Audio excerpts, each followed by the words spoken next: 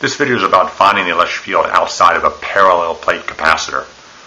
It's kind of an interesting problem because we have a result here which says if we have a plane like this, so a plane is this, here's a bunch of positively charged plane just looking edge view right here. So imagine this plane coming up towards you and going into the page here. The electric field outside this is just sigma over 2 epsilon naught. We discussed this in another video that there is no distance dependence. No matter what distance you are from this plane, you'll always sort of see the same electric field value. The only thing it depends on here is sigma, the charge density, how much charge, how many coulombs per square meter have you packed onto the plane. That's the only thing it depends on. So what happens now is we have a parallel plate capacitor, is we actually bring two of these planes together, but with opposite charges. We'll study more about capacitors in another video, but for now, what would happen then if we brought a positive plane together, so a bunch of positive charges like this, right next to another sheet that had a bunch of negative charges on it. I'll choose a different color for the negative right here so we can tell what they are. Here's all those negative charges on there. Okay, so what we really have is two infinite sheets. Now we know that the electric field is sigma over 2 epsilon naught. It doesn't for one individual. It doesn't matter on the distance right now. There's your formula. Electric field is sigma over 2 epsilon. So what we can do now is suppose we just started drawing in the electric field lines because of both planes. And for parallel plate capacitors, as we'll see in later videos, we're really interested in the electric field in this interior region, not so on the exterior, but it's interesting nonetheless. So the electric field due to this plane here is sort of going to look like this. We've drawn it a few times now. Sigma over 2 epsilon, doesn't matter how far we are away from the plane like this.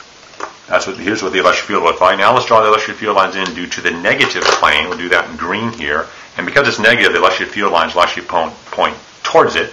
So I'll just sort of draw a bunch of electric field lines in like this.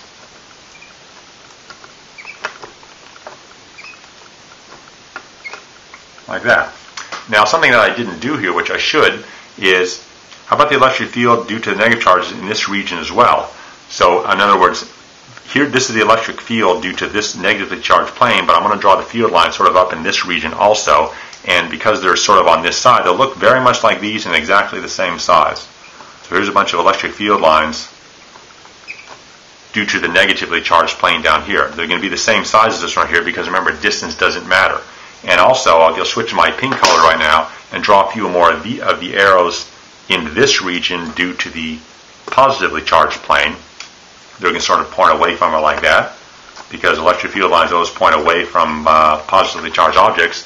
So if you look at it now, what you have here is kind of an interesting case here where it looks like the electric field in the two exterior regions becomes zero because for every up electric field I have a down one.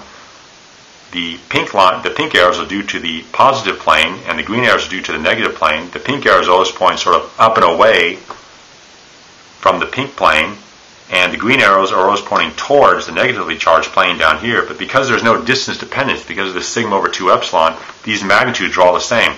I know that the pink arrows are closer to the top plate here, and the green arrows are farther from the bottom plate, but remember, distance doesn't matter. It's sigma over 2 epsilon no matter what. So if the top and bottom planes here have the same charge density, which they do, they'll have the same electric field. So it is closer, but remember, distance doesn't matter. So what we see in a case like this here is the electric field in this top region completely cancels one another and in the bottom region as well. So it's kind of a system here where you put these two planes together and make a very clean field that's 0 on the bottom, 0 on the top, but double in the center right here. So the electric field due to a parallel plate capacitor in this region right here is just going to be sigma over epsilon naught, where sigma is the charge density on either plate assumed to be the same. So this result here is exactly twice of that one because every pink arrow just adds with every green arrow to add up together. So this is the electric field in the interior region of a parallel plate capacitor, sigma over 2 epsilon.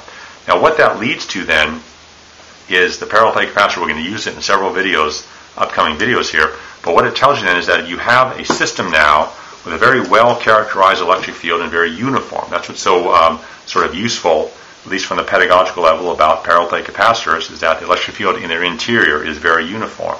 So a parallel plate capacitor is definitely defined by two infinite sheets that have equal and opposite charges on them. So the charge on each these sheets is the same, but they're just opposites. So positive on top, negative on the bottom, or vice versa. And what we know from the last result now is that there's going to be electric field in the interior region that points, as you'd expect, down, away from the positive charges towards the negative charge. So these are the electric field lines right here, and they point away from that positive sheet like this into the negative sheet, because one of our old adages from the very early videos on this electricity sequence here is that electric field lines always point away from positive charges and towards negative charges. So this is what it looks like in the interior region of a parallel plate capacitor.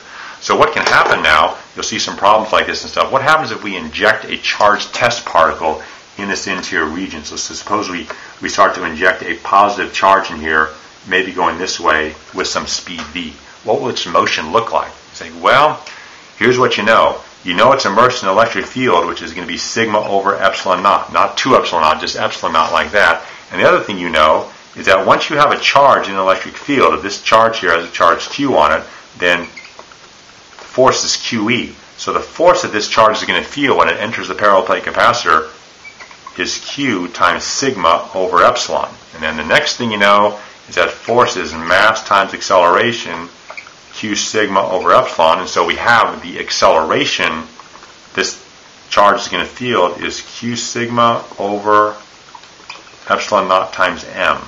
And I find this to be an interesting result for the following reason.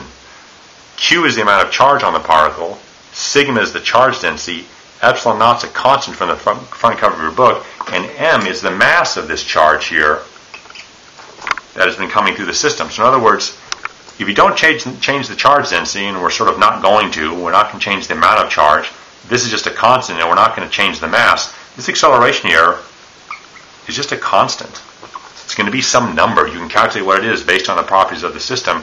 So what you have to do is sort of think hard now. When was the last time you worked a motion problem where the acceleration on it was constant both in direction and magnitude, like this one is here? It's constant in magnitude and direction. The direction always points down. The direction doesn't change either. So again, when was the last time you worked a problem that had an acceleration that was constant and down? If you don't remember, imagine a problem like this. This is the ground. This is a ball right here. You all did all sorts of problems where you dropped the ball and launched the ball, did all sorts of things. In this case here, G was always 9.8 meters per second squared. Constant and down. Constant and down. Constant down. This won't be 9.8, but it'll be constant down just like this one is here. So the bottom line is for problems like this here, this is an acceleration. I'll sort of put it in parentheses here. That's like that little g from your mechanics class. It'll just be a different number, but everything else is going to be the same. You can use the kinematic equations, you can use anything you want that you remember using when g was good old 9.8, but now it's just more of an electric acceleration that comes from a charge density, a charge, and a mass, and the epsilon naught. So these problems are just identical. In fact, what will happen here is when the charge enters this region here, just like if you launch this ball that I've drawn in here, if you launch the ball sort of horizontally this way, you know what it's going to do. It's going to make a trajectory then that's going to look like this until it hits the ground. But you know what? This charge is going to do the same thing. It's going to make that parabolic trajectory until it collides with the bottom plate like that. If you reverse the polarity of the plates, the charge would go up. And if you made this a negative instead of a positive, it would go up, and that kind of thing. It would be able to be attracted to the plate with the opposite side. But all of the equations, the kinematics, are just going to be just the same like that. In fact, we'll just sort of leave it at that then. You can treat these problems just like it was 9.8, but the acceleration is something different.